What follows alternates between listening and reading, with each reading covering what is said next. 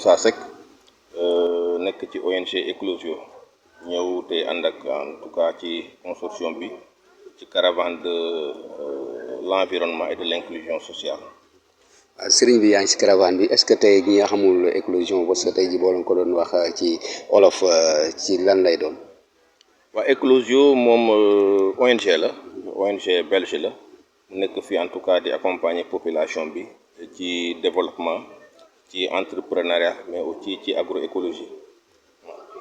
waaw gis na ne léegi lañ nekkoon leen ñu jóge leen ñëw fii nag sañ séeréer lépp na ci jëm ci sensibilisation ci wàllu rek li nga xam ne moo jëm ci wàllu environnement tey pourquoi yéen ngeen ciblé li nga xam si ne moom mooy leen ak sañ séeréer parce que lan moo tax parce que dafa am enjeu boo xam si rek sur le foncier ou bien dafa am enjeu boo xam si peut-être nag li nga xam ne mooy environnement bi dafa menacé wu pas. Voilà, merci beaucoup ci question bi. Voilà, en fait suñu waxee sensibilisation bi c'est pour ñu gindi population bi ñu expliquer population yi lan mooy enjeu environnement te suñu waxee environnement du ñu voilà environnement volet bi dafa yaatu ci aussi il faut que ñu di comprendre le thème environnement c'est un enjeu en tout cas de taille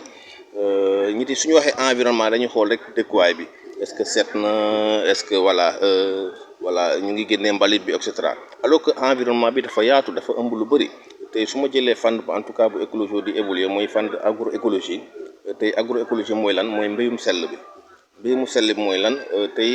voilà ñu mënuñu wax jékki-jékki rek dañuy bàyyi mbéyum conventionnel bi mooy mbéyum boo xam ne da nga doon def engrais voilà def engrais chimique wala et cetera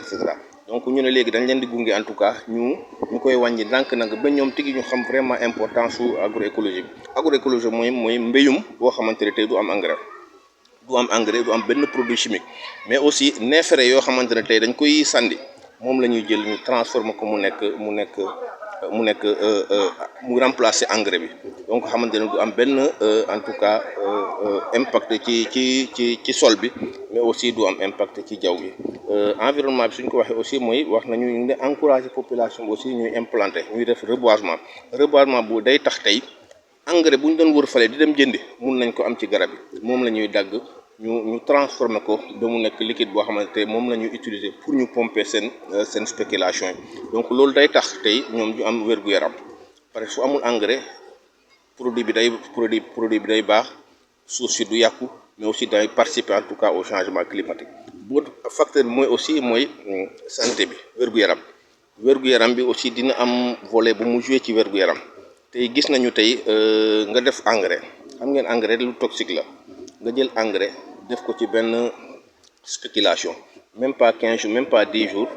nga witti ko yóbbu ko ci marché bi donc tey yu bëri maladie yu bëri tey mu ngi judd fekk ñun population ñun ñoo ko def donc yooyu yëpp nañ ci bàyyi xel alors que aujourd'hui sensibilisation ñun en tout cas ci loolu la ñu accentué beneen volet bi mooy aussi daggum garab bi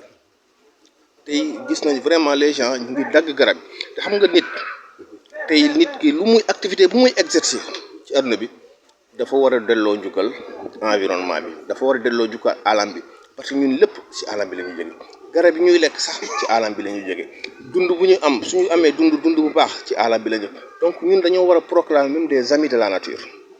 ñu jàpp suñu bopp comme ay xaritu alam bi parce que alam bi moo ñuy jox lu ñu bëgg ñun aussi ñu jox ko en tout cas dañ ko war a delloo njukkal lu ñu ko war a delloo njukkal dañ ko war a sàmm lu ñu ko war a delloo njukkal dañ ko war a aar lu ñu ko war a delloo njukkal dañ ko war a protéger pour que vraiment nekkin bi ñu nekk bi rafet bu fekkee du ñu am changement jaww bi parce que xam nga dama leen di faral di wax benn affaire dañuy jékki-jékki mu fekk ci noor la ñu nekk mu taw ñu ne période bi de warutoon taw xëy na dafa am benn sëriñ bu wàññeeku fekk changement climatique la fekk yooyu xamuñ ko ñu wax fii sëriñ donc yooyu ce sont des choses yoo xamante ne tey ñun ñooy participer en tout cas à loolu ñun di loolu moo tax caravane bi jóg pour sensibiliser population xam ne tey changement climatique ñun am nañ ci wàll donc puisque ñun am nañ ci wàll il faut vraiment ñu sensibiliser population bi ànd ak population bi waxtaan ak ñoom ànd ak ay artistes vraiment ñu sensibiliser gën leen gindi en tout cas avantage ak inconvénients yoo xamante ne tey vraiment mu ngi ci alam bi. avantage ak inconvénient boobu laa bëgg sax ñëw parce que ku la dégg rek donc rek bio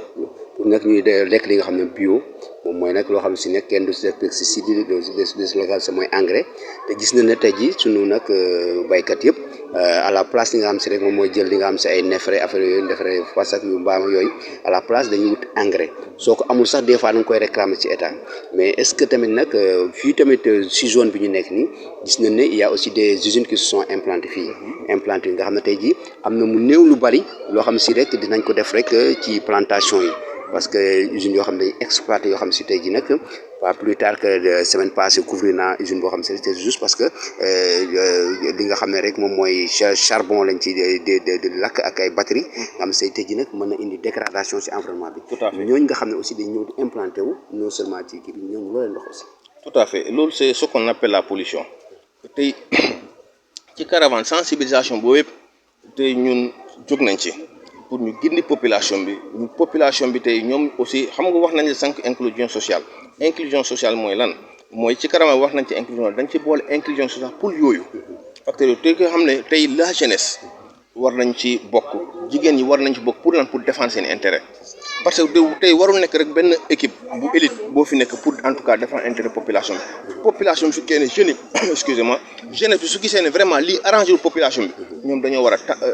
takk seen tubéy ñu jàmbaarloo ak ñoom ñu xam ne jàmbaarloo bi nag du jàmbaarloo boo xamante ne force lay nekk jàmbaarloo ak xel la parce que tey yàlla ñoo suñu jox vraiment xel boo xamante ne tey moom en tout cas ñun ci plaidoyer boobu la ñu nekk pour un peu encourager la jeunesse les sensibiliser pour que ñoom ñu xam tey yan position la ñu war a jël par rapport à ça parce que gis nañ vraiment loolu ay conséquences yoo xamante ne dinañ ko indi seen wér-gu-yaram maladie yu bëri ñu ngi jóge ci tund bi ni par loolu moo ko indi donc loolu aujourd'hui c'est la jeunesse vraiment qui doit vraiment s'armer de courage mais pour vraiment ñu jéem a xool ak tubaab tey nu ñuy éradiquer population boobu. côté environnement pour ñu terminer rek sànq demandé naa ko laajte naa ko sax question ci monsieur Ibrahima gis na ne Pout actuellement environnement certes mu ngi nag wàññeeku si lu bari ci wàllu gàncax gi mais parce que nappe bi dafa sori parce que tout simplement à Pout am na presque ay 24 forages te tax na tey nappe bi dëkk bi koo xam ne xamoon na ay mango wala yeneen agriculture yooyu yëpp ça risque à disparaître loolu tamit est-ce que nag amul benn seen ONG amul nag lenn si taxaw yoo xam ne ci sensibilisation côté environnement ci li nga xam ne mooy état bi nga xam ne ji nag ñoom ñooy joxe li nga xam si rek moom mooy nag certificat d'exploitation. voilà merci beaucoup voilà soo gisee ñu am consortium bi c'est par rapport ak loolu parce que ñun dépp bu ñu dem aussi dinañ wax waa dëkk bi nañu wax seen jafe-jafe parce que tey ONG yi fi nekk on a 13 ONG li bokk ci caravane bi tey ONG yooyu yëpp tey ku nekk dafa am ci domaine boo xam ne moom mooy sa domaine d'intervention ku nekk dafa am domaine boo xam ne su moom nga spécialisé tey problème yooyu nu ñu population ñu ñu koy joxee nous sommes en train de prendre note léegi ñun suñuy dibbee ONG bu nekk ci domaine de compétence day jéem a jël préoccupation boobu pour ñu def loolu mooy avantage aussi caravane bi donc voilà loolu c'est par rapport à cette question là loolu laa ci bëggoon am lu may tontu beneen volet bi c'est par rapport ak le foncier aussi c'est domaine boo xamante ne vraiment c'est important wax nga fi sànq implantation usines yi donc usines dañu ñëw implanté wu ci dëkk bi voilà am na côté boo xamante ne loolu baax na parce que dina tax vraiment population bi am xëy mais beneen volet bi aussi war nañ ci bàyyi xel mooy lan mooy occupation bu ñu occuper terre bi parce que tey population am nañu jeunes yoo xamante ne dañoo bëgg a toog béy mais malheureusement amuñu suuf dañuy jóge fii dem ba ci beneen dëkk wala amaana sax ils ont un problème en tout cas pour ñu béy donc yooyu aussi yëpp war nañ ci bàyyi xel te loolu moo tax ñu ne aujourd'hui que c'est la population c'est la jeunesse les femmes ñu war nañu vraiment jël ce dossier là en main pour ñu jéem a xool tey comment parce que soo waxee aussi da ngay def politique pour fixer les jeunes mais il faut aussi ñu am suuf boo xam ne vraiment dañ koy béy loolu yëpp aussi loolu moo tax ñuy encourager en tout cas la jeunesse à ce que vraiment ñu plaidoyer ak jigéen yëpp ñu mun a xam yoon bu ñuy jaar en tout cas pour ñu mën a bénéficier. ñu am aussi ndox maa ngi wax SD war. voilà ndox aussi mun nañ ko am. voilà xam nga wax naa dafa am ay projets yoo xamante ne seen domaine ci loolu la màcc tey c'est la gestion de l'eau tey dafa am ay projets yoo xamante ne tey en tout cas ñu ngi fii en tout cas di ànd ak ñoom loolu mooy seen domaine la gestion de l'eau dañuy dem ci ay dëkk yoo xamante ne amuñu ndox dañuy capter ndox suñu waxee capter ndox ñu bëri si des fois ça da leen di jaaxal mooy am na ndox yoo xamante ne nawet rek lay ñëw ndox boobu la ñuy jël ci ay bassins versants ñu stocké ko ba après la saison des pluies ñu mën a jël ndox boobu pour bu ko def arrêté mais malheureusement ndox boobu tamit gars yi duñ ko utilisation boobu donc dafay xam ne kër mu xam ne bàyyi na kër ndox muy këram am na ndox bu muy ñëw utiliser ndox boobu fekkee vraiment période bu ñu ko doon xaaree donc yooyu yëpp ce sont des choses yoo xamante ne vraiment en tout cas moom la ñu ñëw nemmeeku ak population bi xool tey yooyu yëpp nuñ koy mën a doxee bassin versant yi aussi ñu ngi xoolaat en tout cas tey nu ñu fay mën a defee pisciculture loolu yëpp aussi ce sont des projets yoo xamante ne tey projet yaa ngi fii en tout cas loolu mooy seen objectif pour ñu ñëw lëkkaloo xam seen préoccupation pour mun a saafara yenn jafe-jafe yi. nga fàttali ñu tur bi. maa ngi tudd Moussa Seck nekk ONG Éclosion. Bonjour, je m'appelle Ibrahim.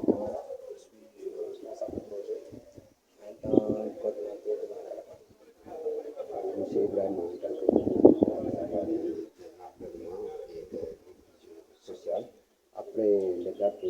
l'Aisne, vous êtes actuellement en est-ce que vous pouvez dire quel est l'objectif?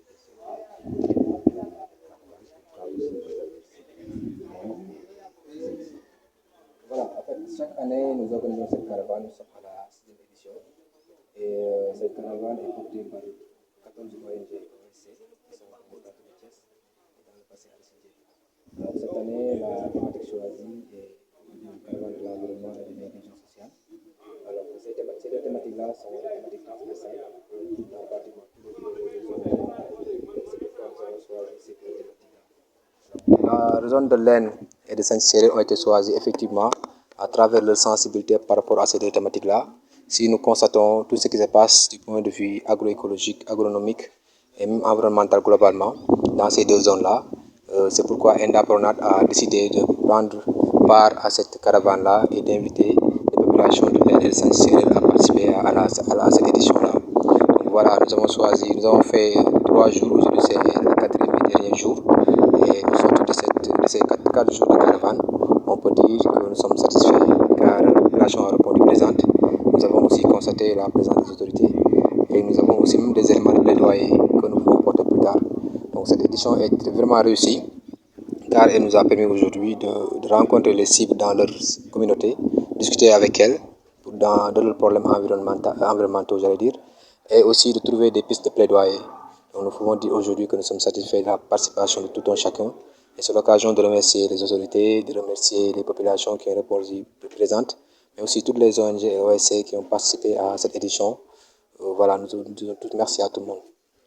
À l'Aisne, on vous a vu vraiment sensibiliser la population, surtout pour ceux qui vendent leurs terres. Et actuellement, comme vous le disiez, ici, actuellement c'est convoité, d'autant plus que l'AIBD est là, Dangote et les autres usines. Mais c'est vrai que, certes, c'est bien de sensibiliser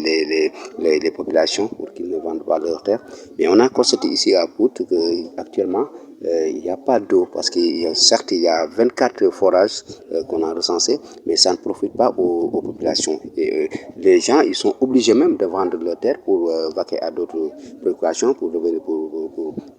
mieux avoir un bien-être, parce que regarder leurs terres seulement, sans pouvoir l'exploiter, ça peut poser problème. Et pour vous, en tant qu'ONG, en tant que représentant de cette caravane, qu'est-ce que vous pouvez... Un peu le choix de la zone. On sait que les problèmes fonciers, les problèmes d'accès à l'eau, d'accès à la terre et même disponibilité de terres arables sont des problèmes que l'on rencontre partout au niveau des zones de production agricole. Et c'est sûrement ce qui a motivé le choix de l'Aisne et de Saint-Cyril pour participer à cette caravane-là. Et je pense que ce qui est important dans cette rencontre, c'est de pouvoir ensemble, entre communautés, ONG et autorités, s'asseoir sur une table pour discuter des problématiques locales et trouver ensemble des pistes de solutions. Et je pense que ce que nous avons fait, d'autant plus qu'aujourd'hui les autorités qui sont présentes sont conscients des enjeux. Les cibles, comme les populations, sont conscientisées et prennent en charge leurs problèmes. Et les ONG sont là pour voir comment réorienter leurs projets par rapport à la prise en compte des problématiques locales et pour mieux répondre aux besoins de ces cibles-là même. Et je pense que tout ça fait que si chacun essaie de jouer son rôle, sa partition dans cette problématique environnementale qui est globale aujourd'hui et qui est d'enjeu même, on va dire, national, je pense que chacun joue son rôle et chacun essaie de faire un geste, aussi bien la cible, les communautés, les élus locaux que les ONG, on peut trouver une solution à ça. Après, il y a toujours des projets de développement qui doivent être encadrés, qui doivent être soutenus et qui ne doivent pas impacter sur le vécu, le quotidien en tout cas des populations. Et je pense que c'est ça qui fait un peu l'importance de cette rencontre, de ces caravanes-là. qui à chaque fois essaie de monter du doigt les problèmes et de trouver ensemble des solutions collégiales et des solutions durables. Et c'est ça un peu le rôle de la caravane. Quand on dit l'environnement aussi, on pense automatiquement au reboisement. Certes, on a constaté que beaucoup de gens ne reboisent plus. Qu'est-ce que vous leur dites? Voilà, ça aussi, je pense que ça fait partie des problématiques que nous avons soulevées lors de nos discussions. C'est que de plus en plus, on assiste à une dégradation, à une déforestation, on va dire, et à un déboisement avancé dans les différentes zones. Et c'est l'occasion, pendant ces rencontres, de sensibiliser les populations à travers des théâtres forums, à travers des panels de consultants, de spécialistes environnementaux, pour leur montrer quel est l'intérêt du reboisement et comment faire pour que ce forêt-là, qui était là vert d'antan, puisse revenir, puisse être un vécu, puisse être une réalité en fait dans ces localités-là. Et je pense que les ONG qui sont là sont sensibles à la cause. Les populations sont aujourd'hui sensibilisées et je pense que le message est bien passé. Et je pense qu'à partir de ce moment, on peut espérer que dans les prochaines éditions et même dans les prochaines, qu'on puisse voir la zone changer, que les populations puissent faire des reboisements eux-mêmes et que la donne puisse changer à travers des activités de reboisement, des activités de conservation des forêts, des activités même des populations qui vont aller jusqu'à ériger des règles et des lois pour protéger eux-mêmes leur communauté de la déforestation. maa ngi tudd Ibrahima Camara nekk responsable de projet bokk aussi si ñi nga xam ne organiser ko caravane bi donc ma jiite leen. Sëriñ Ibrahima gannaaw ñu jugeen leen léegi nii ñëw fii si Sañ Séréer ngeen war a def rek li nga xam si rek moom mooy waxtaan boo xam si rek day jëm ci sensibiliser di jëm ci wàllu nag environnement nag suñ ko waxee moom mooy nag li ñu wër muy suuf si ñu wër yëpp ak li nga xam si moom lay àndal tey ngeen nekk ci ay bés yoo xam si ne tey ji nag da ngeen koy nag wër pour changer population bi gis nañ sànq ñu ngi woon leen li mën a posé sànq si français rek yéen a ngi doon sensibiliser nit ñi par ay sketch sax pour nit ñi nag téye seen suuf si nga xam ne ñoo ko moom ndax gis nañ ne fii AIBD mu ngi fii Dangote mu ngi fii te nit ñi saa su nekk rek des étrangers ñooy ñëw di jël seen suuf di ko jënd ñu mujj sax ay surga la ñuy doon waaye gis ngeen ne loolu naam baax na mais est-ce que gisoo leen ne tamit nag ñoom est-ce que du ñàkk pexe moo tax ñu jaay seen suuf parce que boo amee suuf di jàkkaarloo moom rek te amoo ndox moo mën a exploiter pour mën a nag mën a bay day jafe ndax nawet bi dafa day gàtt comme ni nga ko waxee te gis ngeen ne fii certes Pout nappe bi sori na lool parce que boo gasee teen sax doo ko jot parce que il y a plus de 24 forages muy ñaar fukki forage ak ñeent fi ñu recensé ci ñu xam te tey jii nag profité wul ak di nga xam si mooy paysans yi ne fii tey loolu la. waaw maa ngi kontaan si invitation bi déjà di wax ne caravane bi yooyu problème moo ko tax a jóg mooy depuis ñeenti fan ñu ngi ci village yu bari tey ñu ngi fii ci Sañ Séréer ak leen pour mën fee tëjee caravane bi donc caravane bi nag lu mën fukki ak ñeent ay ONG ak ay organisation yoo xam ne ay ONG ñoo ko séq année bu nekk ñu koy def di wër si dëkk yu bari ren 14 jàpp nañ ne fukki ak ñeenti ONG ñoo fi nekk ñeenti fan ci tey ñi ngi nekk si dëkk bi donc li nga xamante ne moo am solo si li nga wax mooy que ne dëgg la ne am na dëkk yu bari yoo xamante ne seen ay problème mooy dañ fay jaay suuf ñi amuñu ndox ñi amuñu li nga xamante ne mooy liggéey dañuy mujj sax nekk surga comme ni nga ko waxee si tool yi mais yooyu yëpp ay problème la yoo xamante ne boo seetee daanaka dafa lëkkaloo goo xamante ne boo ci laal rek fa nga la ba ci des pour nga mën a am solution bu baax ci kaw loolu nag da ngay gis ne caravane bi loolu moo ko tax a jóg mooy dafay dajale ñi nga xamante ne ñoom la problème yi concerné mooy maanaam askan wi ñi nga xam ñoo leen jiite ak entreprise yi nga xamante ne moom nga fi lim pour ñu toog waxtaanee ci problème yooyu nga xamante ne moom moo soxal askan wi trouver si ay solution jéem a xool yama saafara lañ ci mën a andi te saafara yooyu aussi ku ci nekk xaw lan moo ci doon sa taxawaay je pense que caravane bi loolu moo ko andi ñi ngi wër si dëkk yu bari tey mooy ñeenteelu fan bi tey dañuy tëj je pense que suñ di def bilan dañ naan jàpp nañ ne message bi jàll na ndax dëkk bu ñu mën dem rek problème yi fa am population bi ak ñi ko fekkee si autorités yi jot nañ joxe ay solution mais je pense que li des mooy ñu jëm ko jëm ko taxawal mooy ku nekk la nga xamante ne moom mooy sa taxawaay si solution yooyu ñu wax nga jëm see nekk ONG yi jéem a nekk seen wàll ñi nga xamante ne ñooy autorités yi jéem a jox seen wàll entreprise yi aussi jéem a taxaw seen wàll je pense que ku nekk bu taxawee sa côté am loo def am jéego boo teg jàpp naa ne yooyu xeetu problème yi nga wax nii yëpp mën nañ ko saafara te am nañ ci yaakaar bu baax ndax nit ñi joxe nañu engagement te caravane suñ koy tànn dañ koy tànn dëkk yoo xamante ne ràññee nañ leen ci seen góorgóorlu seen jàmbaar ak si seen maanaam solo gi ñu jox mbirum environnement ak mbirum justice sociale maanaam ñu yemale ñëpp si gox ga ñu nekk loolu moo tax ñu tànn leen loolu moo tax ñu tànn Sañ Séréer loolu moo tax ñu tànn yeneen zone yi ñu tànn yëpp te jàpp nañ ne bu ñu fi jógee ku ci nekk la nga xamante ne moom nga wax comme engagement la nga sàlloog sa askan moo xam autorité la moo xam da nga dëkk si dëkk bi di nga si mën taxaw ba keroog dëkk bi di gën a gis boppam ci li nga xamante ne mooy ci wàllu mbay ak ci wàllu li nga xamante ne mooy gàncax bu fi sax. waaw suñu nee nag environnement wax li nga xam si moom mooy ay garab ak gàncax gi ñu wër te gis nañ ne bu jëkkoon da naan puut alu kaañ ñëpp dégg nañ ko te tey gis nga ne soo fa rombee sax da ngay gis ne da nga sa bët dalay may ngay xool fu la neex te bu jëkkoon amul parce que tout simplement non seulement gars yi dañuy nag dagg garab yi waaye nag duñu reboiser ñooñu aussi loo leen wax parce que David defe naa ne bu naan wax environnement garab yi moo si ëpp solo. waaw loolu yu mel noonu moo tax ñu def théâtre forum boo gisee si présentation am na théâtre forum maanaam beneen théâtre la boo xamante ne dafay sensibiliser waale di nga retaan waaye aussi dina waxaale li nga xamante ne mooy dëgg boo gisee si loolu la ñuy gën a yëngatu si théâtre forum bi mooy waxal nit ñi lan mooy njariñu garab ak lan moo nekk si dagg garab ñu jàpp ne message bi jàll na ndaxte nit ñi apprécier nañ théâtre forum bi jàpp nañ ne li nga xamante ne moom mooy li war a def mooy di jëmbat ay garab te bañ di ko dagg et je pense que na àgg foo xamante ne si wàllu implication population seen bopp dinañ jëlal seen bopp boobu problème en main ba nga xamante ne dinañ regroupé wu trouver ay comité de veille defar ay comité de veille yoo xamante ne ñoom ñooy saytu ak di xool ak di toppatoo li nga xamante ne mooy garab yi ñuy jëmbat pour fexe ba garab bi mën a jàpp waaye aussi fexe ba kenn du ko dagg je pense que loolu liggéeyu population bi la autorités yi jàpp si ONG yi aussi ñi ngi si ginnaaw donc lépp lu ci war ci wàllu xeet accompagnement ci côté reboisement bi jàpp naa ne dégg nañ message bi te dinañ ci jàpp li am solo rek ba am solo mooy bu ñu ku nekk bu demee sa bopp du dox li ëpp solo mooy ku nekk ñu joxante loxo entre ONG population bi ak collectivités territoriales yi pour que solution bi nga xamante ne suñu problème ñu ñëpp muy wàllu àll bi nga xamante ne mi ngi commencé di leer garab yi di daanu di dee nit ñi di ko dagg ku ci nekk am sa wàll loo xamante ne di nga ko mën a jouer pour que garab yooyu ñuy dagg ñu mën ko bàyyi mais aussi organiser ay campagne de reboisement population bi dugal si seen loxo état bi financé ko ONG yi dugal si seen loxo aussi finalement zone boo dem waaw Ibrahima Camara responsable projet ak gérer en même temps caravane bi. pour FM ak Kolor TV di la jaajëfal lu bari merci.